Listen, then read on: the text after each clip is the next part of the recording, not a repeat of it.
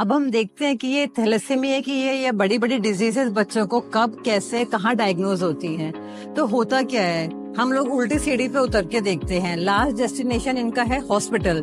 जब हॉस्पिटल में blood test होता है तो वहां पर डायग्नोसिस हो जाती है कि इनको ये डिजीज है थैलेसीमिया और इनको ब्लड चढ़ाने की जरूरत है। बट उससे पहले क्या हुआ था, अगर हम उससे पीछे की हिस्ट्री देखते हैं तो या तो बच्चे को लूज मोशन हुए होंगे या बच्चे को वॉमिटिंग हुआ होगा और पेट खराब या डिहाइड्रेशन हुआ होगा, तभी माँ बाप एकदम घबरा जाते हैं और वो हॉस्पिटल की तरफ रश करते हैं। अब हम ये सोचते हैं कि ये क्यों हुआ, लूज मोशन क्यों हुआ, वॉमिटिंग क्यों हुआ, डायरिया क्यों हुआ।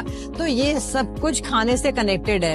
ये जितनी भी पेट की बीमारियां हैं वो सब कुछ खाने से कनेक्टेड है। तो अल्टीमेटली हमारा आ जाता है कि अगर हम लोग खाना पीना ठीक रखेंगे तो कोई बीमारी नहीं होगी, और अगर खाना पीना गड़बड़ है तो बीमारियां होती ही रहेंगी। अब कुछ लोग बोलेंगे कि हमारा जो बच्चा है वो तो ब्रेस्ट फीड पे था, माँ का दूध पी रहा था, फिर उसको क्या प्रॉब्लम हुई।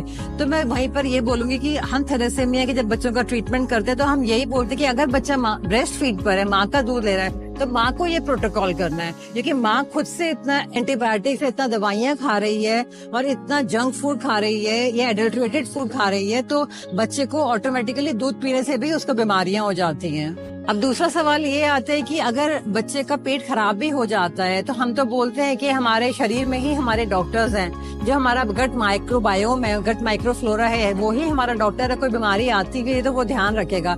बट इस केस में क्या हुआ कि उसने ध्यान क्यों नहीं रखा।